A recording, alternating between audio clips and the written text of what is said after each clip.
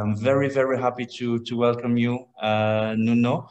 Nuno, you're the Vice President of ASAER, the association in Angola. Angola, which was the country installing the most solar in Africa last year.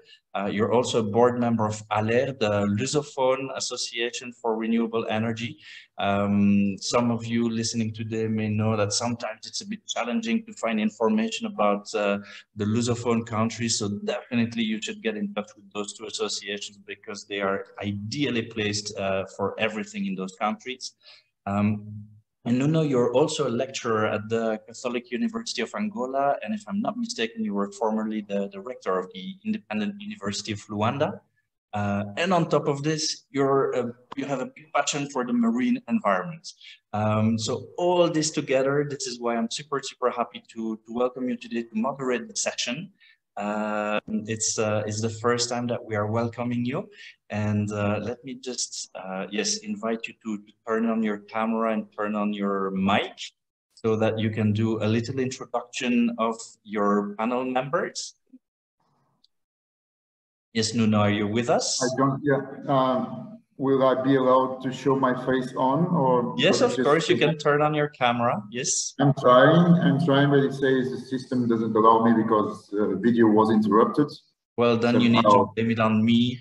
I made a mistake, but now you should be able to. There we go. Okay. Yeah, such a colorful wall. I need to show it up because it's a sign of our country. Right. We have a panel here just to be quick, and obviously with my hats on the Angolan Renewable Energy Association. What we try to do is exactly what you are here trying to organize also, is to put the renewable energies and particularly the photovoltaic solutions at discussion and bringing as much as possible African companies, African associations to provide solutions. And obviously I'm Angolan, so in Angola we are at the moment on a very high peak of activity, and lots of things are discussed, and storage is one of the main themes. So I want to introduce, our panelists very quickly. Jibril Omar, CEO of Africa OFGEN. He is on the EPC experience side.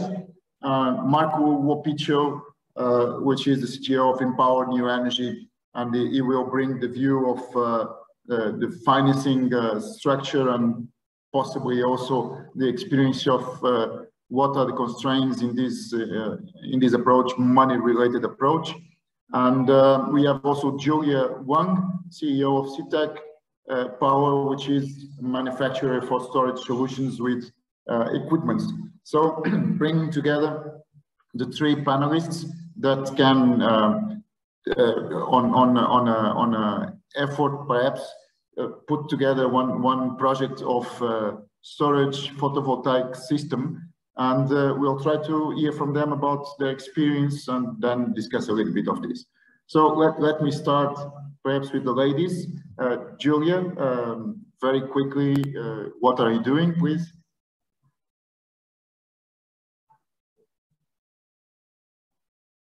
Julia, you need to unmute, please.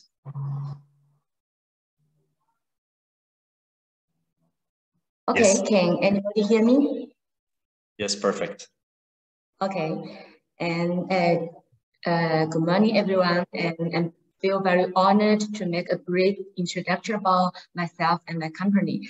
I'm Julia, I'm CEO of SEETEK, and SEETEK is a high-tech enterprises and jointly initiated by Renfeng Energy Group, which is founded in 2004. We focus on the international photovoltaic and energy storage market by providing the leading integrated solutions of the photovoltaic and lithium energy storage system.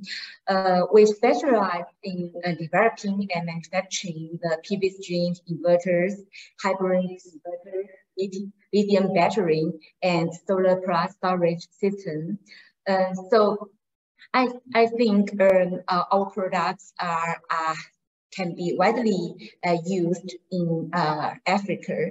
And also I just listen their presentation of the Blue Novel, and they introduced their products about the energy storage, like some branch as their artists and the Kehua, and they are our partners in China, and we can manufacture the as good as the inverter products as them. So yeah, if we can have some kind of opportunity to talk deeper, we welcome this kind of opportunity, and we hope that we can provide more the practice and experience from China and can make the use of reference in Africa. Thank you. Thank you, Julia. Jibril, do you want to introduce your theme, please?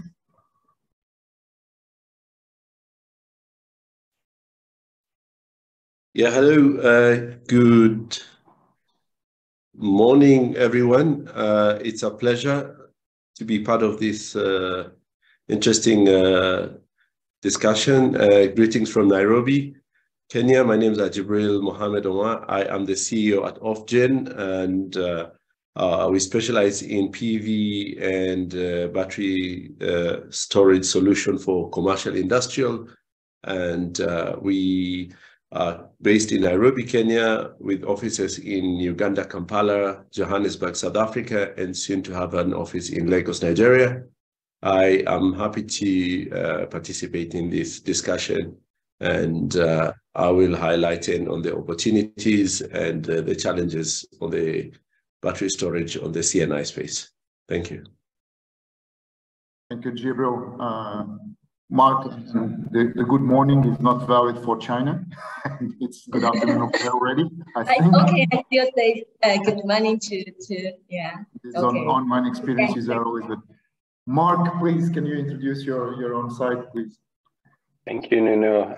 Good morning, good afternoon. My name is Mark Wopicho. I'm the Chief Technical Officer at Empower New Energy.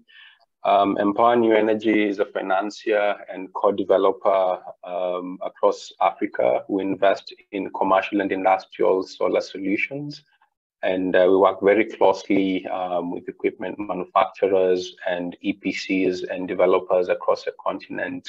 We're currently investing in assets across 5 different countries and growing, and it's a great pleasure to be part of this panel discussion. Thank you. Thank you. Let's be short and direct to the subject. Perhaps I can drop in some questions and some themes, and some obviously I will put on the being Angolan on the Angolan side and the experience we have. And one of the questions that what are the drivers for storage in Africa now, and how can you address specific markets? I mean, looking at the C&I market or niche, are you looking at energy independence? Are you looking, how are you getting off-grid energy reliability, lower cost of energy? What are the drivers that put us in this kind of market? Mark, you're the money man. How do you deal with this commercial and financial approach to this kind of market? Thank you, Nuno. Of course, the need is there. The market is big. If you look at the entire continent, it's actually impossible to quantify the energy storage requirements, if you ask me, due to different scenarios. Looking at the off-grid space, which can be classified as, mini-grid applications. In the previous presentation, we saw a number of lodges and hotels in off-grid locations. We're also looking at the telco space. So I'll try and sort of just condense all of that into specific segments of the markets that we are looking at as a financier.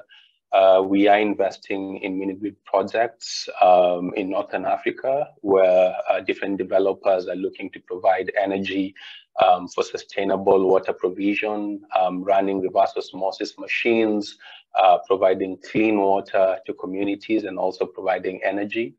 We're also investing in off-grid applications in West Africa, where telco service providers are looking to displace more expensive diesel consumption, but of course deploying solar plus storage applications. And lastly, we're also looking at storage solutions in on-grid applications where due to intermittent and unreliable grid, we're used to seeing that in West Africa. Now we're seeing that in South Africa. But commercial and industrial customers are installing storage solutions and looking, to just provide that seamless transition to reliable grid and to increase the renewable energy penetration specifically from solar.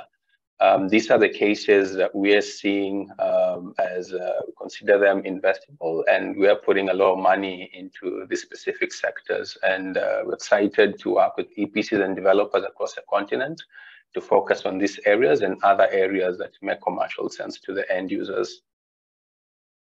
Yeah, obviously the bankability and how you're going to pay for the investments that you are where you are putting the money in each country. That's a big question. Probably someone will go on that further on. I'm curious about as EPC, and this is Jibril, this is mainly for you. I mean, the connection with obviously the equipment provider will be important. But as storage comes in many technologies and variations, which aspects do you consider when selecting among the different options?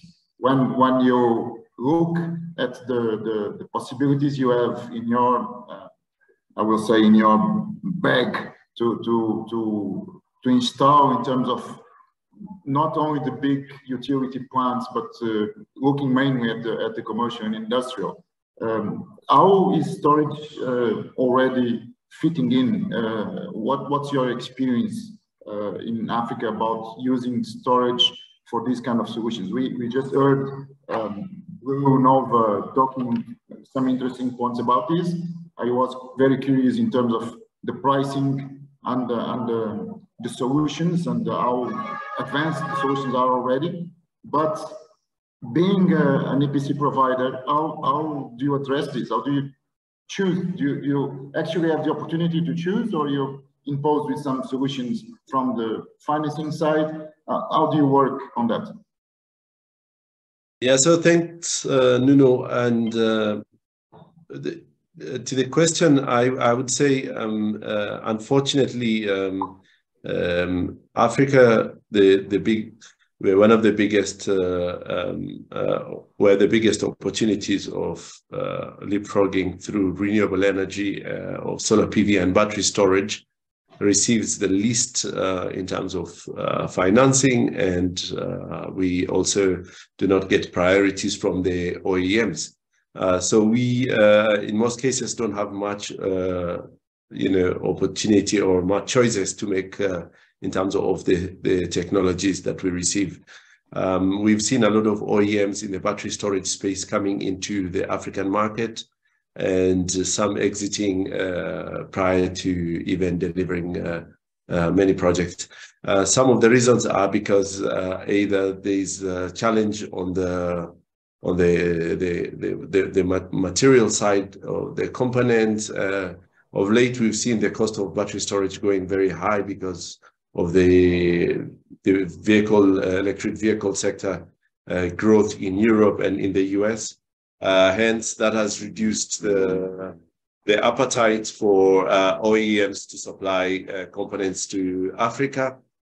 These are big players, such as Tesla, exiting the African market for supplying of CNI battery storage for commercial industrial.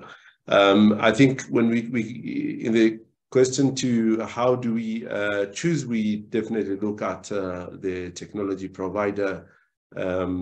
First of all, it's a question of availability of the battery storage. Availability meaning it takes a while before we place orders. If we place an order of, let's say, 5 MWh of battery storage, it takes maybe 6 months or a year before it is delivered to us, and not for deployment, but delivered to port in any port of East Africa countries.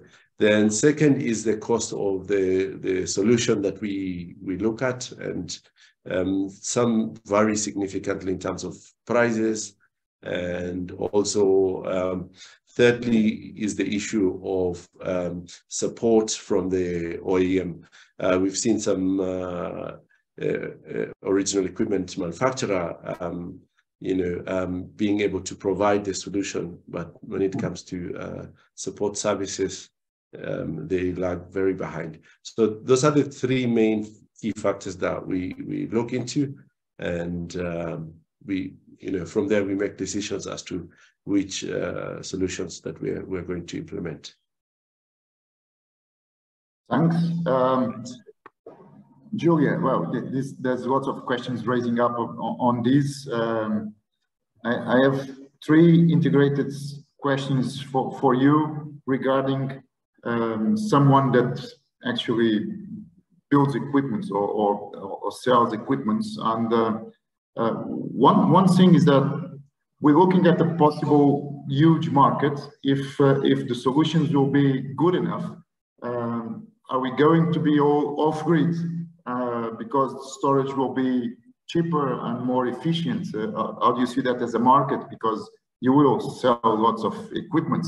And also, putting my head as researcher at university level, there's lots of questions about longevity and security, and also the recycling process regarding what we call batteries at the moment, and we're looking at traditional storage, which I think is your market. Are your company or somehow, I don't know, back in China, if it is your experience, looking already at other types of storage? I mean, all the world is talking about hydrogen, for example, now, which in looking at it deeply, it's a kind of storage, because you will storage energy in some type of chemical product. And do we have other solutions? Do you do research on that? Are you looking at the next 50 years, different kinds of batteries that you can produce? How are you looking at this as a producer of batteries and being concerned about the future and how batteries will impact our environment, our future, our economy?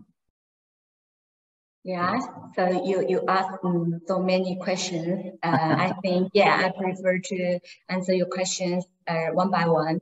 And as you talk about the challenges we are facing with the storage, yeah, I think, yes, the storage holds immense potential, but it does come with its challenge. The challenge is the cost, especially in African markets. And I think to achieve the widespread adoption, in Africa, it often requires the financial incentives or the economies of scale to let it cost down. Also, the integration and the grid capacity pose another challenge for the storage, because the seamless integration with the existing infrastructure and grid requirements can be very complex and require very careful planning and coordination. Of course, I think the upgrade can be easier. So we need to keep up with the technology advancement in storage. So also we need to understand the potential benefits and limitations. So I think another challenge is the absence of the clear and supportive regulatory and policy framework that also will hinder the storage deployment and slow down the project developments. That's the challenges we are facing in the storage projects. And when you talk about the future of the individual storage and compared to the grids, I think we should look at these things in a more comprehensive perspective. Though many wonder about the future of the individual storage system and their impact on the grid, we envision a future where individual storage and the grid can coexist. Yeah, with a greater emphasis on the hybrid solutions that can leverage the benefits of both. I think the hybrid systems can provide the best of the both two solutions, allowing individuals and business to tap into the grid when needed, while also benefiting from the autonomy and the reliability of the storage. Energy storage enhances grid resilience and supporting the load balancing demands the response and grid stability, making it an integrated part of the future energy infrastructure. So I think the collaboration between the utility and the storage providers is key to ensuring a symbiotic relationship between the grid and the individual storage system. And for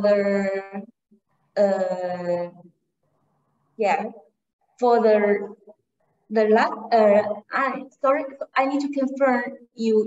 Have you asked me about the bankable, the commercial and financial maturity? No. Yeah, the idea of the costs of storage being integrated into the system, and I can tell you something. For example, in Angola, the grids, the electricity is each user pays about 2.5 cents for kilowatts. And when I'm listening to Bruno and some pricing that we're looking at 7 cents to 10 cents of a dollar, which I think it's a good price when using batteries.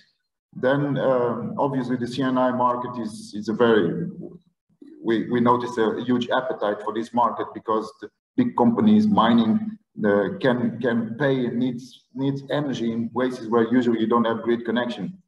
But then again, if the price doesn't get lower, if batteries don't get cheaper, and also what I'm concerned about is that the right time of battery that is being advertised like 5 years to 10 years batteries, and we don't know. We simply don't know what's going to happen in 5 years because the technology is changing so much. The rules are changing so much. The demands in terms of law and environment are changing so much that all these projects with all this big interval of investment, I think they also create some doubts in the investors in terms of I'm putting my money on something that I'm not sure about if I'm going to be paid.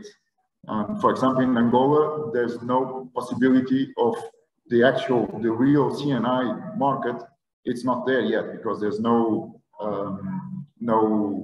regulation, I would say, about selling energy to someone, some off-taker that is not the state. So the challenge is for you that provides the equipment, for the EPC like Jibril that puts it in place, to Mark on the financing side, is how do we put the project together with these kind of real prices and still be something that the investors, international investors, want to put money in. And with batteries, all this becomes a bit more expensive and lots of doubts on it. So yeah, let me chime in and support Wang on this because that's a topic that is important for us as a financier, and we do see this challenge, with a bird's eye view. where we work with manufacturers, we work with the end user of the equipment, because that is the owner of the contract. We are the equipment owner, the asset owner, and we also work with the EPC to essentially provide a solution that makes economical sense to the end user. It's one thing getting a good solution, a cost-effective solution from the manufacturer. It's something else getting that solution at a cost-effective price to the end user. Why do I say this? Looking at the presentation that we just saw there, looking at the numbers that were shared in the slides, the numbers look great. We are looking at a storage cost of around $330 per kilowatt hour. But the actual sense on the ground, whenever we're getting proposals and pricing from developers and EPCs, this number has doubled. And the reasons behind why that number has doubled. And as you can see, there are different work streams that we need to look at and pursue to make sure that the end user or the financier gets a cost-effective solution. One key challenge, and I don't know if regulators or government in attending this panel discussion, but of course, the tax environment and regulatory requirements around importation are critical to ensuring that the adoption of storage solutions is optimized and cost effective to the end users. There are countries that slap duties and VAT, etc., and essentially increase the cost of the storage solution by up to 50%.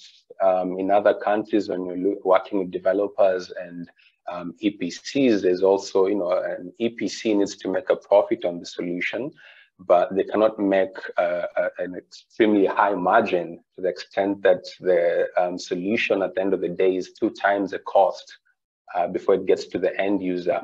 So we try and optimize all these different work streams. The other key item that I think is very particular to equipment manufacturers is around product warranty. As an investor, we are looking at long-term investments, 10 to 20 years investments, and it's critical for us to have a good and bankable product warranty. It's also important for us to have a good performance warranty. If you're telling us that you're going to give us 6,000 cycles, we need to see 6,000 cycles from your products. If you're telling us that you need access, remote monitoring access to the solution, we'll ensure that this is offered. But it's critical for all these players to come in, for us as an investor to optimize all these different work streams to make sure that we get a project, we get a storage solution that we can invest in. So I do agree with you. We do need to optimize not only from the manufacturing bit, but also in terms of supply chain, in terms of getting the equipment to the end user. And us as an investor, we also need to make sure that our cost of financing is also attractive. And I believe that Empower does offer quite competitive pricing across the continent. But again, happy to explore and look at projects with different partners to make them work across the continent. I actually got here one of the questions from Albert was, how can end users gain more confidence about the longevity of usage of storage? And this is something everybody is actually concerned about. We have also a question from Virginie, and it's very pragmatic. As storage prices are going down quickly, should I not be better off waiting a bit until prices go down even further as opposed to installing today? So we're going to wait until it's cheaper and cheaper, and then until when, and how is the curve of price going down? Also from someone in Nigeria, what is the possibility of providing backup for 1 megawatt solar plant using lithium from lithium batteries and at pocket-friendly cost? I mean, Jibril, as someone that actually puts his hands on the ground, how do you see these developing? I mean, we're going from I will say traditional solar photovoltaic systems for rural areas or areas without any grid connection to some of these very sophisticated industries, for example, that need, and we saw that on the presentation before, that needs very stable energy, the warranty of the cycles, the warranty that the energy will be there. And I was actually concerned, because I know it's the reality, that we were driven the attention that generators will always be there, because at the end, you cannot trust on the weather, or you cannot trust on the solution without generators. And I've been looking at that in the countryside in Angola, because at the last moment, there's always a generator there, which doesn't look good when you're trying to sell green energy, when you're trying to sell green solutions. So is this true? Do you feel that we're still a bit far away in terms of guaranteeing all the greenness? Can I say this? I'm not English speaking people. Greenness of the solution. Yeah, so Nuno, I think this is a question that a lot of our clients do always ask, and you know, and not everyone tend also to believe that the renewable energy will be is in a position to replace the entire of green the power sector. But in a quick in a nutshell, we generally require a mix, even from the top side of the power generation. It is important to have a mix of all sources of energy. Some of the solutions, such as the gensets, the generators, and what we do is we do not replace them 100%. Gensets sit there and they are redundant in the case of bad weather, in the case of operational maintenance, in the case of breakdowns in the system, and we would still require and a number of other. It's the same as the national grid. We see that wind, hydrothermal, and they all complement one another. So we have a situation where we have installed a client who's been dependent on 24 hours diesel genset, and they've ended up turning on that genset 1 hour a day from 24 hours. So that, I think, has gone further than most expected. We do integrate in most of the projects that we do integrate our renewable energy system with the existing power in the available, whether it is the grid or it is battery storage, diesel generator. We would integrate it, but we will predominantly provide the renewable energy as the first source of energy. And in case of redundancy or operational maintenance, hence the gensets will come back. So we are not yet to replace the gensets 101%. It is very expensive to do that. It is possible, but very costly at the same time. And just to add to that, Jibril, that's a very critical point on our end as well, because we work with developers and EPCs to optimize the solution that we're proposing to the end user, to make sure that the end user is essentially getting the lowest cost of energy. And to be pragmatic here, yeah, exactly. So, there is a growing middle class and people who want to go green, people who are very sensible and want to adopt renewable energy, but there's a cost implication to it. And if you're running a business, you're really looking at the lowest cost of energy, and you don't have the luxury of oversizing a battery storage solution. So we do educate our end users, and we also educate the developers that you're working with that it might just make sense for us to run a bit of diesel generator to provide power. You also need backup in case of maintenance or a shutdown for one reason or the other. So we are working towards eliminating diesel consumption, but there are phases and stages before we get there. Yeah. And here I would like to add some experience about what China are doing for the lower cost of the storage. As a matter of fact, I think in China, the hydro pump storage still consists the largest percentage for our storage system, but the lithium battery growing very quickly and will becoming the more flexible and more economic way for people to use. But we also are exploring more kind of the storage technology, like the vanadium iron flow battery, and also the vanadium battery are also developing very quickly. We hope that other kinds of the electrochemical energy storage can help to further reduce the cost of the product, the system. And as I think Nuno has mentioned the hydrogen. Yeah, in China, I think the hydrogen industry developed also very quickly, including the hydrogen fuel cell vehicles, the hydrogen distribution generation.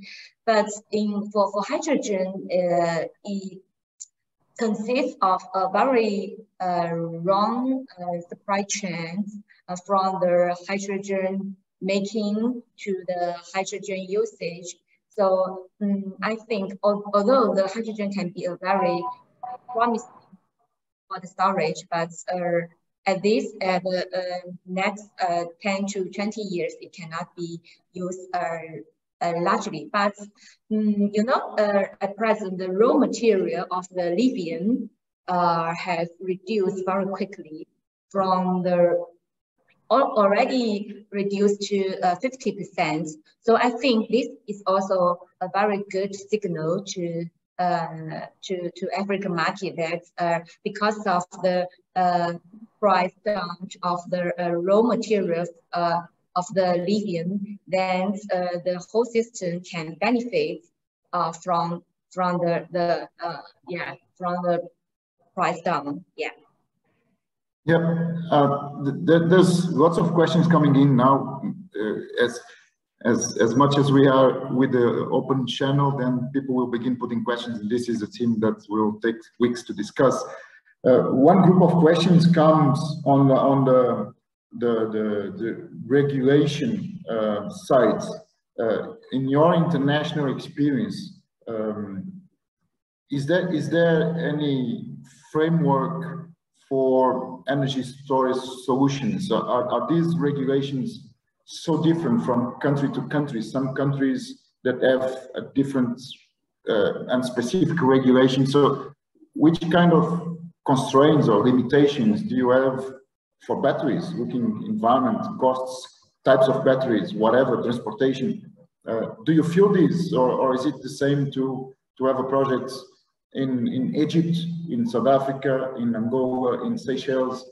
What are your feelings about this? And also, how do you see the future in storage? I think for the storage, the storage body is the battery. So for the battery, we care the most about its security and its longevity. So for this, its regulation is almost the same across the world. We care about its regulation like the MSDS UN 38.3. Like this, and also we need to get the certification from like the TUV, the DECRA, but they are almost not that different. But I think the very different point is the when we need the whole system to connect to the grid, because in different regions, in different countries, the power grid infrastructure is very different. So just take our European market as example. When we would like to enter into a country, we only do a very few certification for our battery, our storage battery, but we need to do so many different certifications for the hybrid inverters, because the inverters need to get connected to the grid. So if we don't need to get connected to the grid, I think the regulations can be simple. But if we need to adapt to the different national grids, it can be very complicated, because different countries have their own grid system, and they just adapt to different regulations. So that's a more complicated thing, I think. Yeah. Jibril, how do you address this? I mean, do you have the experience of having problems from one country to the other, from one to the other? So Nuno, I think, thank you.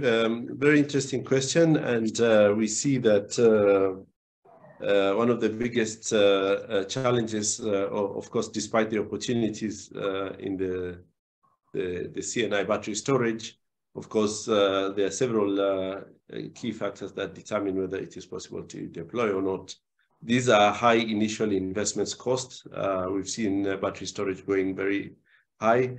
On the other hand, is also the limited access to finance, and we see a lack of awareness and understanding among the financial institution about the technology and its potential benefits.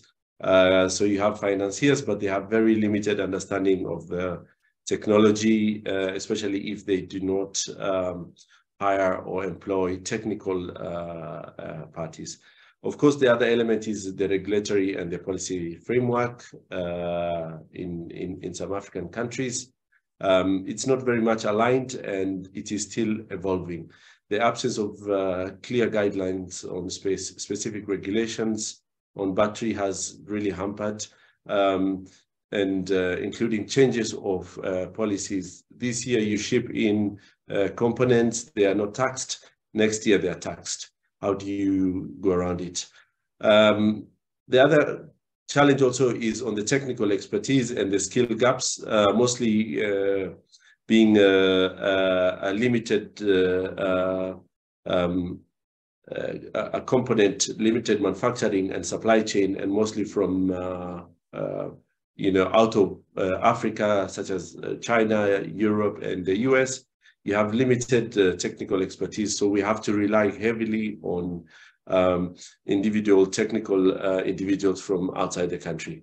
Last, I think also is the element of the infrastructure limitation. Some of the challenges on the grid, and I think she already mentioned, includes the connectivity and in some region, inadequate grid infrastructure or limited access to the reliable power network has really hampered the deployment of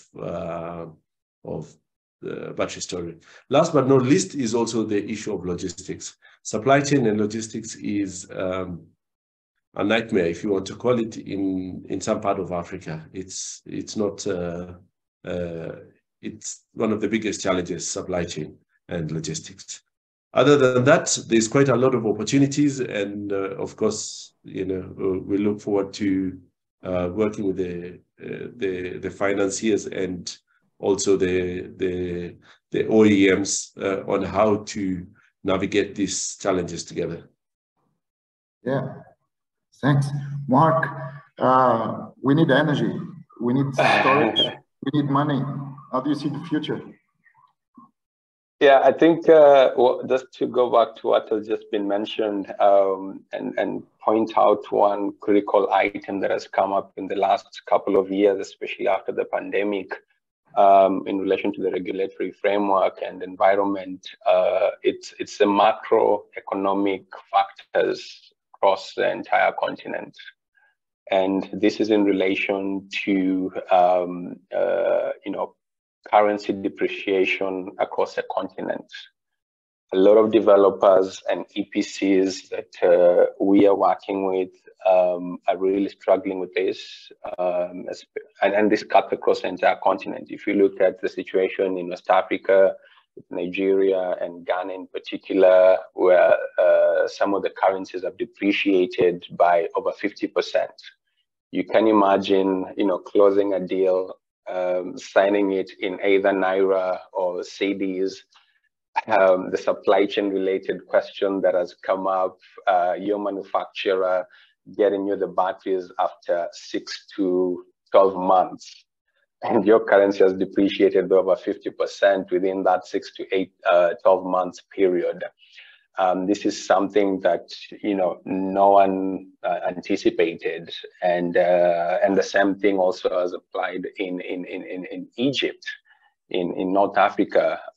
So this is it's a big challenge that has affected quite a number of projects, and I'm hoping that the developers and EPC that are working on projects are considering this pretty seriously. In terms of the future, I think the future looks bright. We've been through some pretty major turmoil from the pandemic, with the supply chain related issues. We've learned the hard way. We've managed to accommodate our partners. We've managed to, open up contracts that we thought were watertight, and realized, pandemic can happen, and you have to open up these contracts and renegotiate. So we've gone through the worst, and we've learned, and you're now optimizing and looking to the future. And looking back 10, 15 years ago, the discussion that you are having with customers in the commercial and industrial space across Africa have changed significantly. Now the discussion is all about, are you giving me the best price? What are the performance guarantees? Can we discuss currency depreciation? We need a local currency contract.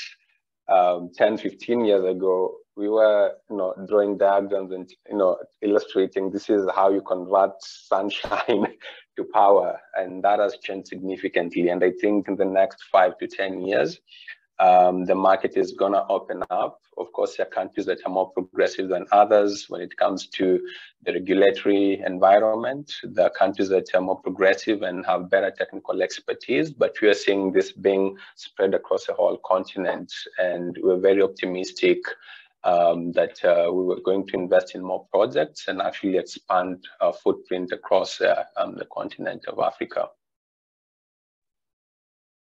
Okay. Well, I think we'll need to have a conversation like this every day, 1 hour, because there's a lot to discuss. Careful for what you ask for, Nuno, because I might be able to schedule such. Julia, Jibril, and Mark, thank you very much for your comments here and your participation. John, I give you the microphone or the mouse button if you like. Yes, well, I mean, first of all, thank you very much to your panelists, and thank you to you for moderating a great session today. A lot of interesting insights. I love it when we have really like a combination of the different angles looking at the same kind of projects, and I think it was quite constructive. So thank you very much. Yes, we will be talking about storage, financing, manufacturing, regulation, a lot more times in the future.